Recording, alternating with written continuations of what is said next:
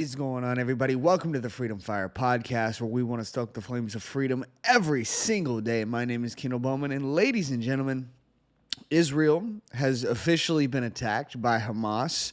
This is an absolutely insane situation going on over in the Middle East, and I want to get right into it. This is from the Washington Times. Israel intensifies its strikes and vows to besiege Gaza as it scours the south for Hamas fighters.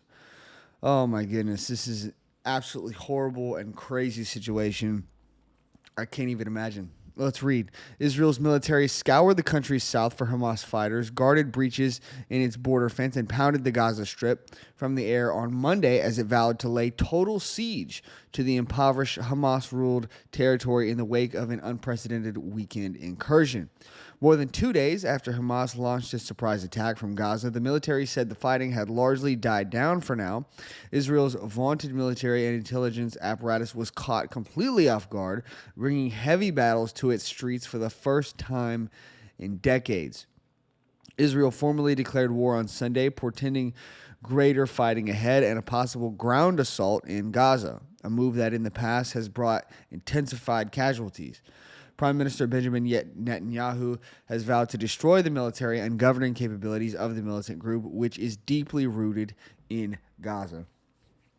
As Israel hit more than 1,000 targets in Gaza and its tanks and drones guarded openings in the border fence to prevent more infiltrations, Palestinian militants continued firing barrages of rockets, setting off air raid sirens in Jerusalem and Tel Aviv.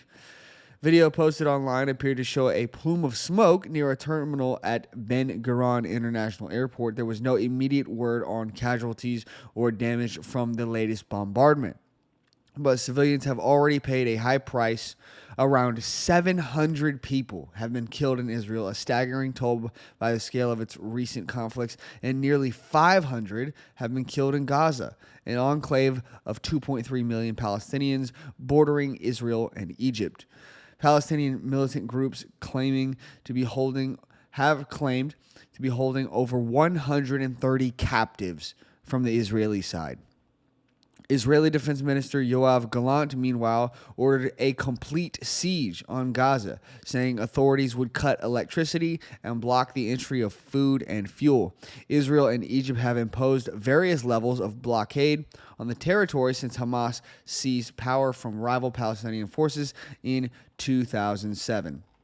Now, of course, as you guys can clearly see, in just 2 days, this conflict has escalated mightily. I mean, it has gotten.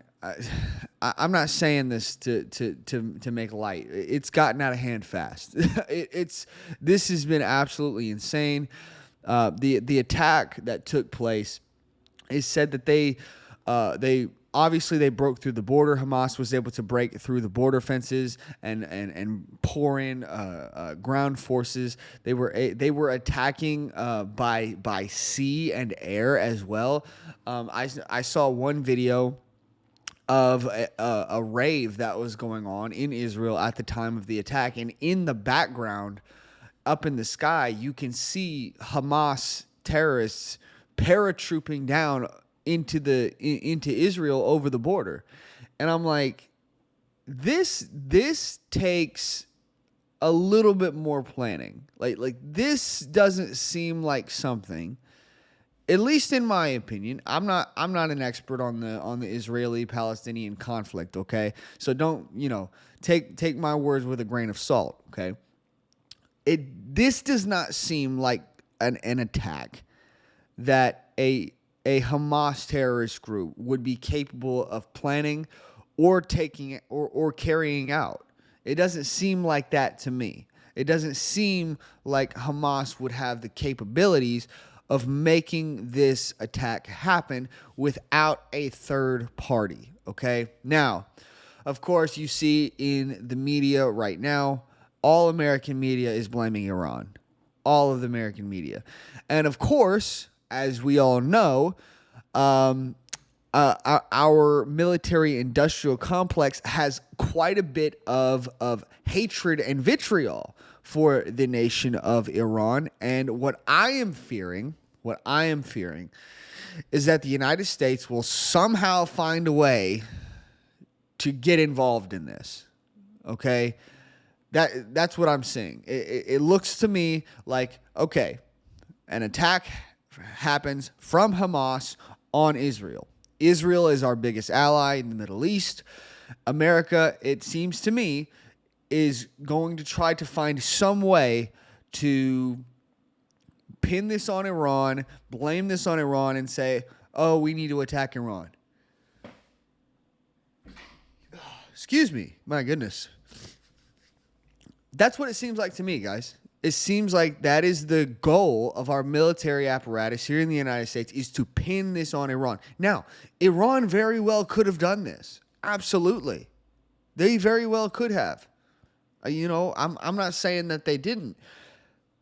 But ultimately, the United States cannot get involved in every single conflict that happens on this planet. We can't. We cannot continue to do this. And here's a good reason why.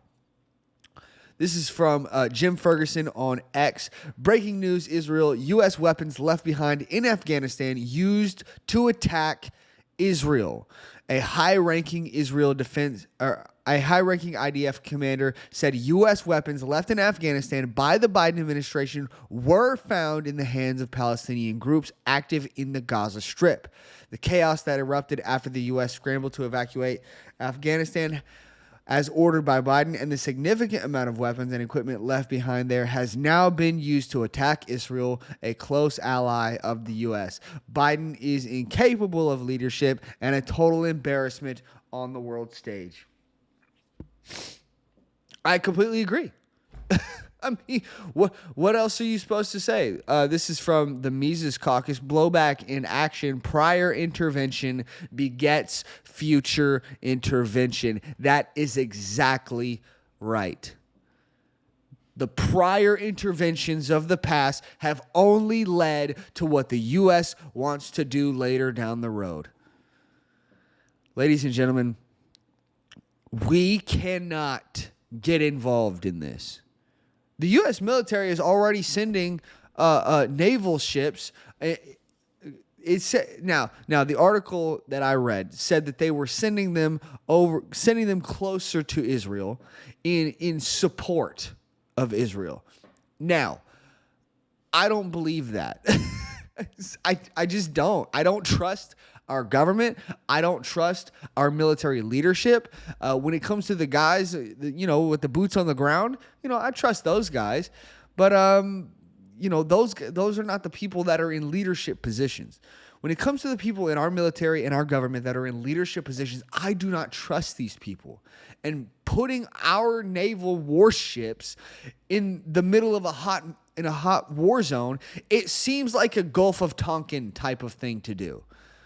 That's what it seems like. It seems like you want to put one of our ships in harm's way on purpose, have an attack happen, and then, that gives us, quote unquote, permission to get involved in this. No, we should not be involved. Listen, Israel has the military capabilities to take care of Hamas. They do. They have those capabilities. Israel and Hamas are now completely at war. It's whatever happens now is going to happen. Now, as a Christian, I support Israel. I do. I want Israel to be alive and well. I want their people to prosper. But here's the thing. I also want the people of Palestine to prosper. I also want those people to be alive, to have lives, to have wealth and prosperity and all of these things. I don't want this war to be happening. This is disgusting on both sides. Ladies and gentlemen, Israel has been a nation for over 75 years now. Okay? Whether you're on the side of Palestine and Islam, or on the side of Israel and the Jews, whatever, Israel's not going away. Okay? It's not. Israel is not going away. They're not going away. Now, I don't think Palestine should have to go away either. That's not what I want. What I want is peace. Now, what we have seen, or at least what we have been seeing in the media, is that one of the main reasons why Iran might have gotten involved in this, might have caused this attack from Hamas, is that there was a peace agreement between Israel and Saudi Arabia that was on the cusp of being signed, or that was on the cusp of being agreed to by both of those nations. And Iran didn't like that very much because obviously you know that there's a big what can I say? Rivalry is not the right term here. There's a big is a bit of hatred between Iran and Saudi Arabia, and then obviously, as you know, there is hatred between Iran and Israel. So obviously, Iran did not want that to happen. So the theory or the rumor is that is one of the reasons why they pushed this attack. Okay, now once again, that has not been confirmed. Iran has not been confirmed to be the reason why this attack happened. It doesn't seem to me like Hamas could have done this, but then again, you know, I'm not an expert on this topic, okay? I'm not an expert on this conflict or the nations involved, okay? So take my words on that with a grain of salt. Iran very well could have been involved in this. They might have not. You know, we're going to have to wait to find that out. But my main point of this video is, ladies and gentlemen, we cannot get involved in this. We cannot.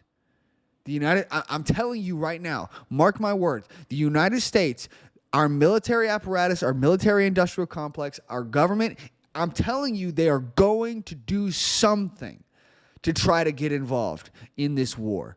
It's completely unnecessary. It will cause more death, not only from Israel and Palestine, but also from our soldiers, from our own soldiers. It will cause more death, more destruction, more unnecessary suffering. And of course, it's going to be the same thing that happened in Afghanistan. What happened? That conflict, even after it was over, is now leading to more conflicts in the future. And that's exactly what the United States, I'm telling you, that is exactly what our corrupt government wants to do in this conflict right here. I'm telling you, ladies and gentlemen, do not trust this government. We need to be protesting any type of U.S. involvement in this conflict. It is not necessary for us to be involved. It's not. It's absolutely not. Israel has the military apparatus, the military capabilities of being able to handle Hamas. Okay? They do. They have the forces. They have the ability. We don't have to be involved, man. And if we do get involved, it's only going to make things worse. As you can clearly see. I mean, my goodness, being involved in a conflict thousands and tens of thousands of miles away from Israel is now biting Israel in the butt. And I get it. That's a bad way to describe this situation, but you know, I tend not to care about words. Ladies and gentlemen, we need to pray for Israel. We need to pray for Palestine. I don't care what side of this you're on. I don't. People are suffering. People are dying. Listen, Hamas has ruled Palestine for, I want to say, about 16 years now. I believe that was the right number, okay, for about 16 years now. But I can tell you, not everybody in Palestine wants this death and destruction. I refuse to believe that. Not everybody in Palestine, not everybody in Israel wants this. Ladies and gentlemen, we need to pray for both sides. We need to pray for Israel. We need to pray for Palestine. We need to pray for peace. We need to pray that God would help these people to come to peace, sign some kind of agreement, that we would no longer have this. I don't know, man. I don't know what the future holds. But I know the United States cannot get involved in this, because it's only going to make things worse just like this. All right, I'm going to leave it there. I'll have another video coming for you guys on Wednesday. Thank you guys so much for watching. Make sure you hit that like button, subscribe, leave a comment down in the comment section, and share the show with your friends. Follow me on all the socials down in the description, and hit that notification bell so that you can be notified whenever we put out new videos. And go follow me on Rumble. All the videos that I post on YouTube are also posted on Rumble. And, I would like to be able to fight back against the censorship, that is going on YouTube, and I would really help your support in that endeavor. And I will see you guys in the next one. Bye, guys.